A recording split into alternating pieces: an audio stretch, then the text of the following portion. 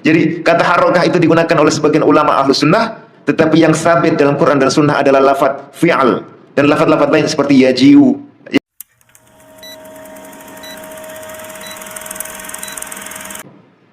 Kita jawab dulu ya. Bismillahirrahmanirrahim. Soalan yang pertama, adakah sifat harokah itu sabit di Quran dan sunnah? Harokah atau dalam bahasa kita bergerak ya.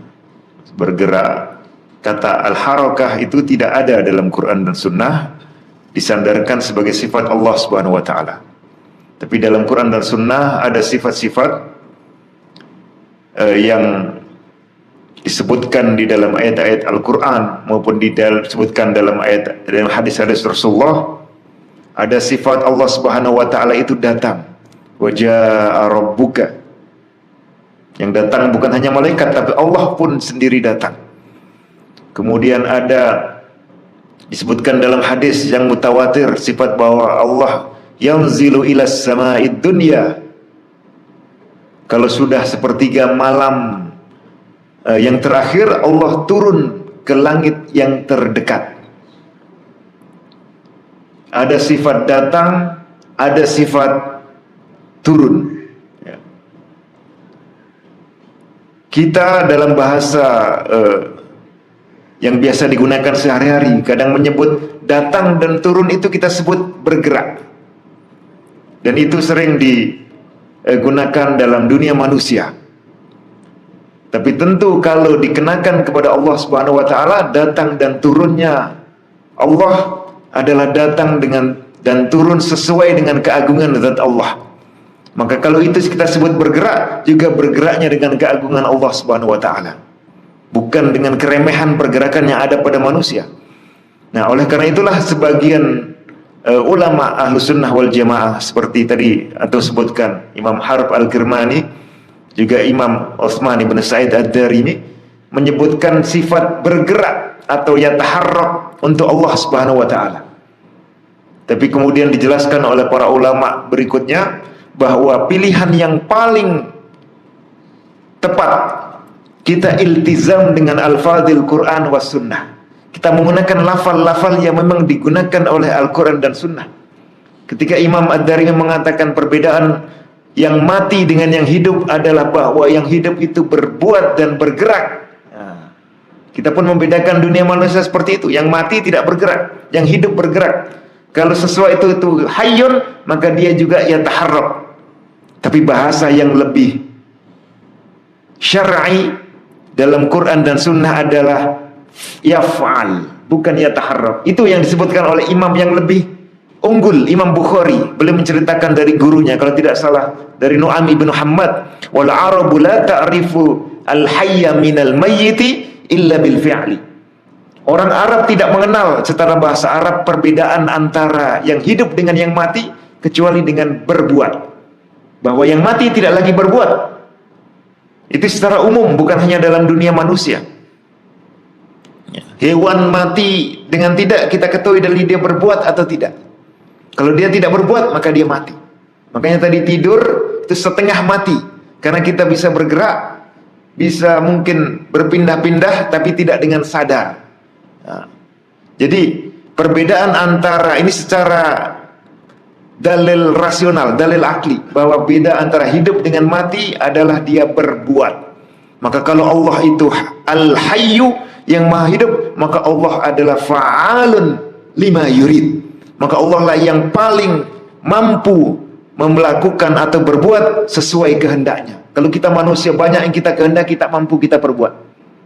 Nah, ini yang istilah yang lebih khas dan sabit di Quran dan sunnah ya. Yaf'al. Kemudian nanti ada yaf'al perbuatannya macam-macam.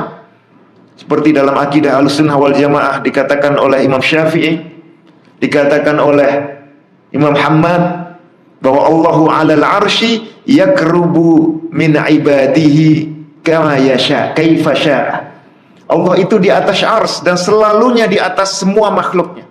Tapi Allah mampu mendekat ke siapa saja yang dikehendaki. Kita tidak tahu bagaimana cara Allah mendekat. Termasuklah Allah turun ke langit yang terdekat, itu Allah mendekat ke sana. Lalu mengatakan, siapa? Man dzalladzi yastaghfiruni fa'aghfirullah. Siapa yang hendak beristighfar sehingga aku ampuni. Man dzalladzi yas'aluni fa'utiyahu. Siapa yang meminta kepadaku akan aku beri. Itu Allah mendekat ke langit dunia supaya lebih dekat dengan orang-orang yang beribadah, dan kita bisa lebih merasakannya. Kalau tuan-tuan ibadah malam hari, lebih terasa kedekatan dengan Allah. Termasuk ketika kita sujud, jasad kita menuju ke bawah, tapi roh kita mengangkasa ke arsy atau mendekat ke arah sana. Jadi ini semua sifat-sifat yang sempurna. Allah datang nanti di hari kiamat, sama sekali bukan sifat yang problem. Maka salah besar kalangan mutakallim yang mempersoalkan sifat-sifat Allah dalam Al-Quran. Dipertanyakan, ini layak kita tetapkan atau tidak? Ini muhkam ataukah mutasyabih? Ini mau kita takwil ataukah kita tafwid? Ini informasi dari Allah untuk kita mengenai Allah sendiri. Justru itulah informasi yang paling benar, dan itu maha sempurna. Tidak perlu kita tanyakan. Bahkan kalau dalam kondisi normal tidak perlu kita mengatakan Allah turun, tapi turunnya tidak seperti turunnya makhluk. Apa itu? Sudah pasti kalau Allah turun tidak seperti turunnya makhluk, bahkan tidak layak dibandingkan. Oleh karena itu ucapan dalam Al-Quran, laisa kamitslihi syai', tidak ada yang seperti Allah. Bukan Allah tidak seperti yang lain. Kalau dibilang Allah tidak seperti yang lain, belum maksimum pujiannya. Tapi kalau kita katakan Allah tiada taranya, Allah tiada yang membandingkannya, hal ta'lamu lahu samiyya, apakah ada yang sama dengan Allah? Tidak ada. Ini ungkapan yang lebih benar. Bukan kita mengatakan Allah tidak sama dengan yang itu, salah. Tapi itu ungkapan yang belum sempurna, masih kurang. Apa hebatnya dibilang tidak sama dengan manusia? Batu pun tidak sama dengan manusia. Udara pun tak sama dengan manusia. Apa hebatnya dibilang tidak sama dengan manusia? Tapi kalau kita katakan tidak ada yang menyamainya, nah itulah pujian. Dan itu cara Al-Quran. Al-Quran mengatakan dalam surah Al-Ikhlas, kita semua hafal, walam yakun lahu kufuwan ahad, atau kufuan ahad, dan tidak ada yang setara dengan Allah. Itulah cara pujian. Jadi untuk menyamak, untuk membandingkan dengan yang lain, secara global kita nafikan ada yang sama dengan Allah. Tidak perlu dikatakan Allah ini tidak sama dengan manusia, tidak sama dengan hewan, tidak sama dengan botol, tidak sama dengan batu, tidak sama. Itu bukan memuji. Kalau kita datang ke Tuan Raja mengatakan, wahai Raja, Anda ini tidak tuli, tidak bisu, tidak cacat, tidak malas. Itu pujian atau bukan?